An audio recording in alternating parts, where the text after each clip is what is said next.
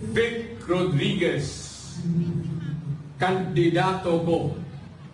Kung meron mang isang tao na gusto ko sa Senado, talagang totoo yan galing sa puso ko kasi kilala ko at mahusay, magaling, guwapo.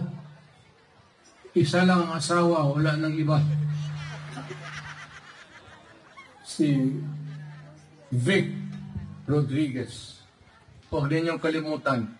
Magaling, matalino, guwapo, makumbaba. Humble. Hindi babaero ha. Baba. Makumbaba. Vic Rodriguez. Walang talo. Matalino, mabait. At honest. Hoy! Tabi na kayong lahat, mga kura. Nandiyan na si Vic Rodriguez. Ikukulong kayong lahat. Vic Rodriguez sa Senado. Vic Rodriguez, malinis, matapang, magaling. Rekomendado ni Digong. Vic Rodriguez sa Senado. Ngayon.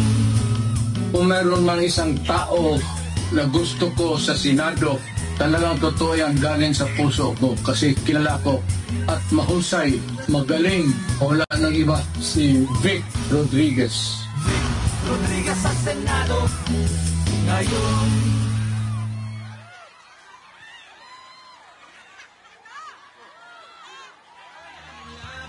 Filipino, abogado, maisog, number 56, Vic Rodriguez sa Senado. PDP Laban Street, PDP Laban Street, PDP Laban Street, PDP Laban, PDP Laban Street, PDP Laban Street, PDP Duterte! Duterte! Duterte! Magandang gabi, Distrito 4. Magandang gabi, Lungsod Quezon. Magandang gabi, Pilipinas. Maraming salamat to sa napakainit ninyong pagsalubong sa Duterte dito sa Lungsod Quezon. At hindi po magaganap ang ating paghaharap ngayong gabi kung hindi po sa tulong at suporta at pagmamahal ng ating ibabalik sa Kongreso si Congressman, ang Superman pagdating sa serbisyo, Congressman Bong Suntay.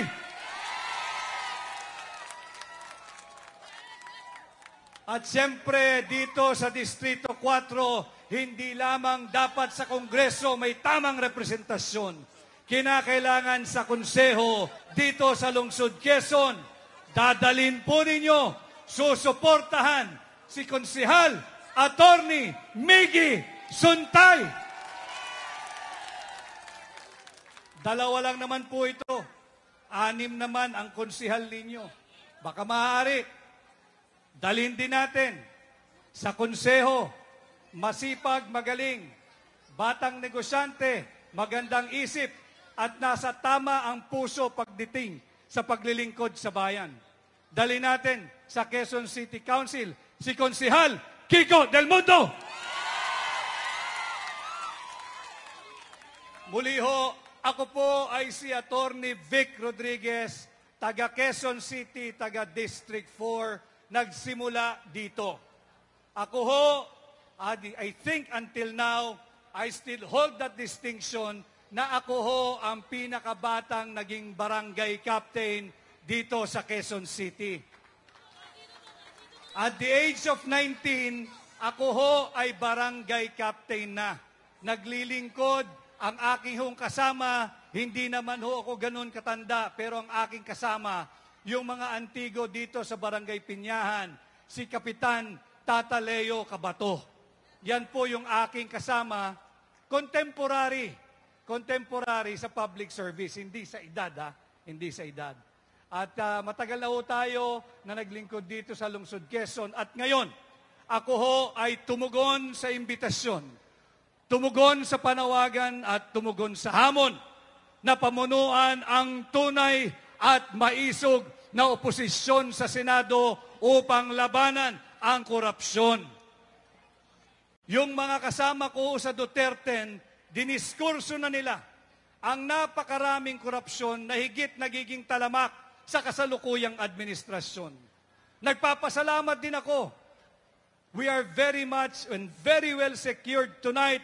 Palakpakan natin ang mga kasamahan natin mula sa Philippine National Police.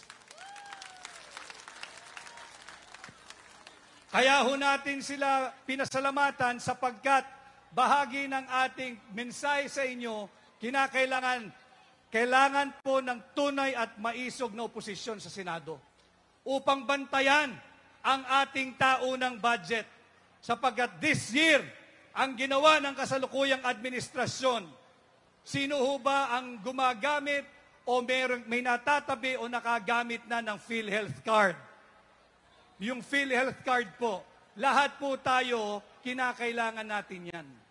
Subalit ang kasalukuyang administrasyon, imbis na palawigin ang serbisyo at coverage ng PhilHealth, binigyan po ng zero funding ngayong 2025. Ito ho yung mga usapin na dapat ninyong gamiting batayan at sukatan sa pagpili ng inyong mga leader ngayong May 12, 2025. Kinakailangan din po namin ng tulong ninyo. Alam ko hong by now, hindi naman tayo pare-pareho magbibilad sa araw at magsasama sa ilalim ng ulan kung hindi Duterte ang inyong sinusuportahan. Kanya po ang akin ay paalala lamang. Habang papalapit ang May 12, sa May 11, the day before the election, May 11, magdadalawang buwan na ho si Tatay Digong diyan sa ICC. Nakita nating lahat, nasaksihan natin ang pagmamalupit ng kasalukuyang administrasyon. Nakita natin kung paano pinagkanulo, pinagtraidoran at ginawang handog ang kapwa natin Pilipino, ang pangalan ay Rodrigo, diyan sa ICC. Tandaan din po ninyo, kinakailangan po ninyong tulungan ang Duterte. On May 12, please go out and vote straight Duterte. Kailangan po natin ng sapat na bilang, kinakailangan natin ng sapat na dami sa Senado, sapagkat nanganganib ang ating demokrasya. Ang ating mga tiwali at elitistang kongresista, hindi lamang pera ng mamamayang Pilipino pinaglalaroan. Nais din nilang nakawin ang sagradong mandato ng 32 milyong Pilipino. Nais nilang nakawin ang posisyon ng pangalawang Pangulo kay Vice President Inday Sara Duterte. Huwag ninyong payagan yan. Kinakailangan po tayo magkaisa. Sa May 12, bumoto po kayo, vote straight Duterte. Akin pong iisa-isahin ang pangalan ng aking mga kasama. Dalhin po ninyo sa Senado si Senador Pastor Apollo C. Quiboloy. Number 53 sa balota. Nakita naman natin, ang ating bansa ngayon ay matamlay. Ang ating ekonomiya ay matamlay. Ang ating bansa'y may sakit. Kinakailangan natin ng doktor sa Senado, hindi lamang matalino, hindi lamang mahusay na doktor, magaling pang sumayaw. Dalhin natin sa Senado, Senador Marites Mata. Maya-maya ho ay makakapiling nyo siya, totoong tao, aking naging kaibigan. Tulungan ninyo, gawin nating senador, Senador Philip Ipe Salvador. At alam ho ninyo, ang trabaho ng mambabatas ay magbalangkas ng batas.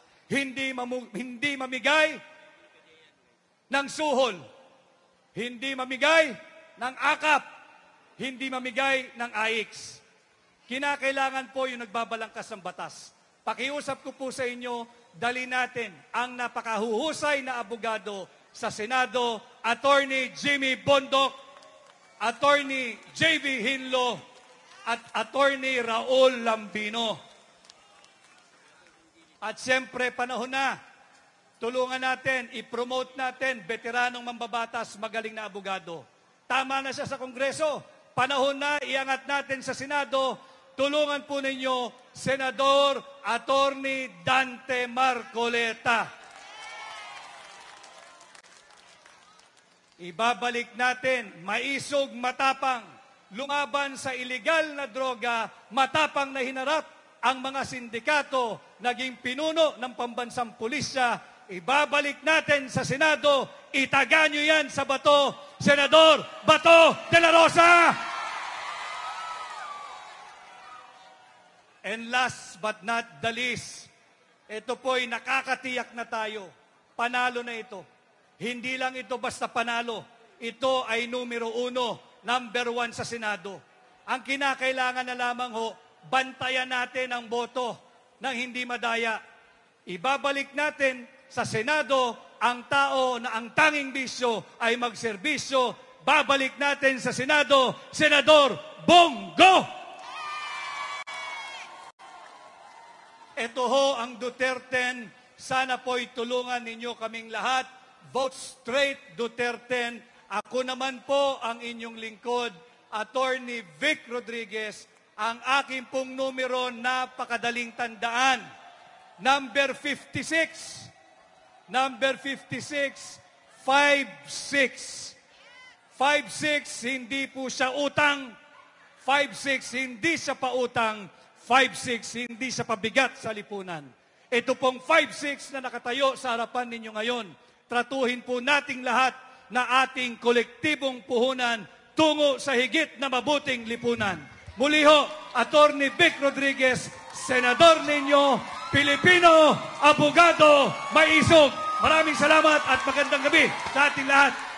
Ito Duterte straight, PDP laban straight, PDP laban straight, PDP laban straight. Attorney Vic Rodriguez, Pilipino, abogado, maiso.